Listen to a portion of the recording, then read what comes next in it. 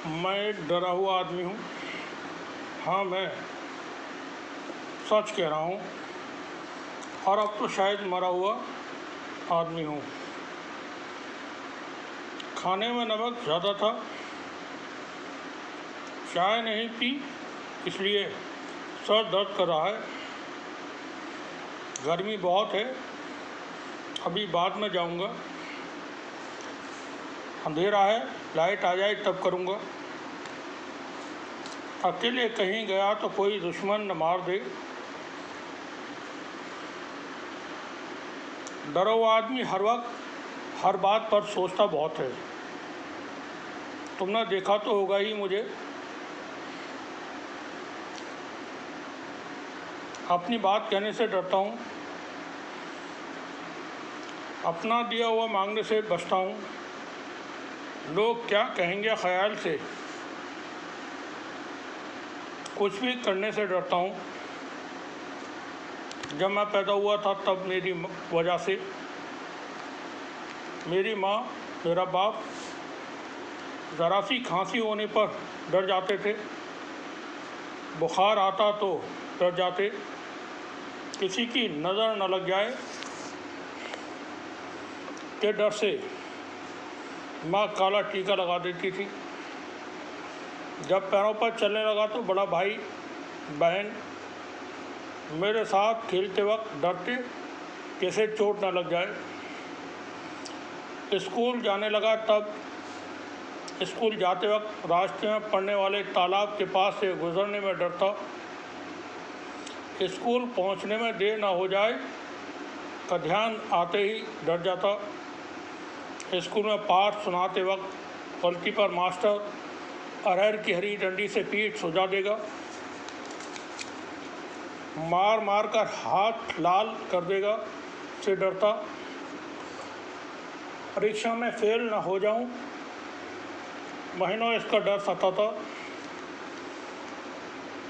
माँ कोई सामान खरीदने बाज़ार भेजती तो डरता कि कहीं कोई सामान ख़राब न निकल आए। जैसे जैसे मैं बड़ा होता गया, डर भी मेरे साथ बड़ा होता गया। अब बहन की शादी के बाद जो हालात थे उन्हें जानकर डरता। भाई की शादी के बाद भाभी और माँ में लड़ाई न हो जाए सोचकर डरता।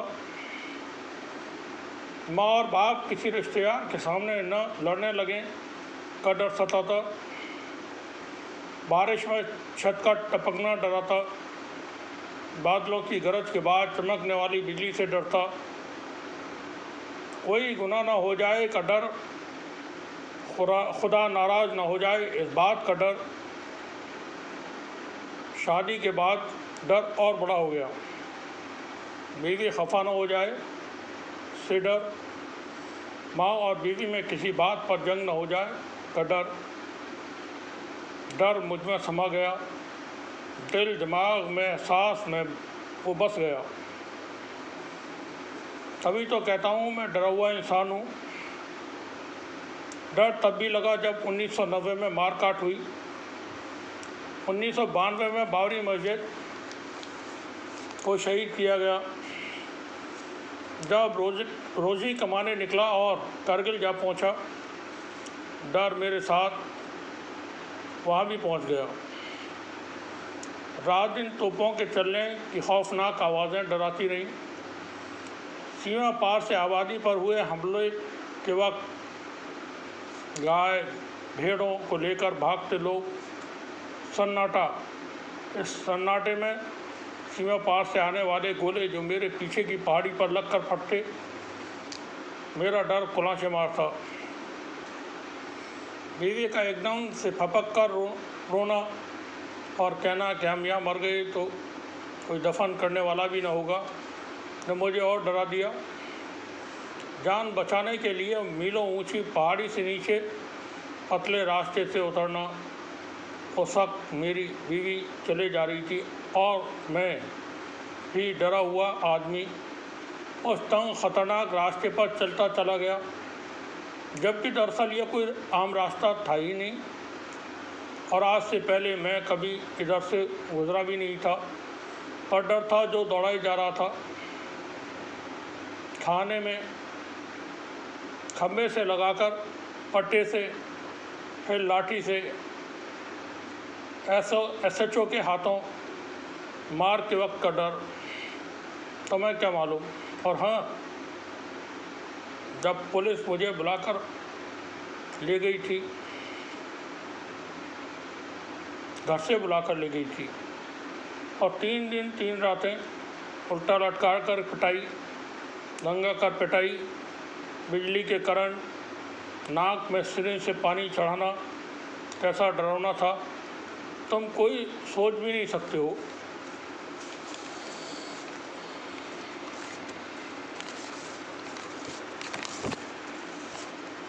माँ की मौत के बाद, बाप के मरने पर ये सोच कर डरा कि अब क्या होगा।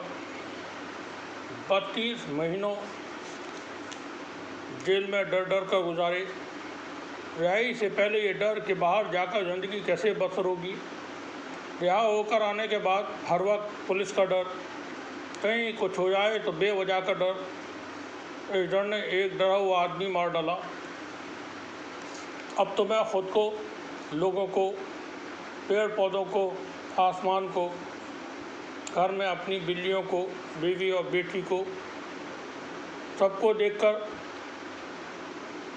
तो हूँ, उन्हें जानता पहचानता हूँ, उनसे बातें करता हूँ, उनके साथ खाना पीना खाता हूँ, पर डर डर के। डर इंसान का हमेशा साथ रहने वाला एहसास है। डर से घबरा कर मैं खुदा को याद करता हूँ, नमाज़ पढ़ने मस्जिद जा पहुँचता हूँ, रोज़ा रखता हूँ। शैतान कौन है मुझे क्या मालूम, पर मैं शैतान से, उसके जाल से, जैसे कि मुझे तुमने बताए हैं, पर लानत भेजता हूँ। और तुम भी तो मेरे जैसे ही हो। मैं जानता हूँ तुम डरे हुए न होते तो किसी खुदा गॉड को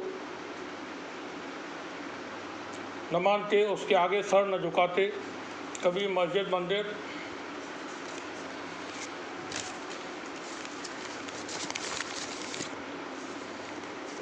जाकर न झांकते। पर छोड़ो, मुझे किसी से क्या वास्ता। मैं परवाह किए बिना स्वीकार करता हूँ कि मैं एक डरा हुआ आदमी हूँ। तुम घबराओ नहीं, तुम तो सबके सब अच्छे, ईमानदार, नेक, शरीफ लोग हो। हाँ, तुम अपने बारे में यही गुमान करते हो। तुम किसे धोखा देना चाहते हो, मुझे तो नहीं दे सकते। मैं तो जो हूँ वो हूँ, और मैं कुछ भी छिपाऊँ क्यों।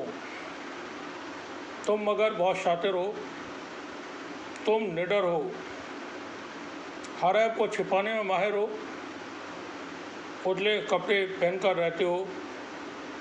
पर मेरा तुमसे कोई वास्ता नहीं है। पहले भी कह चुका हूँ, मुझे तुमसे कोई मतलब नहीं। ये तुम ही हो जो मुझ डरे मरे इंसान को मारे जाते हो। ये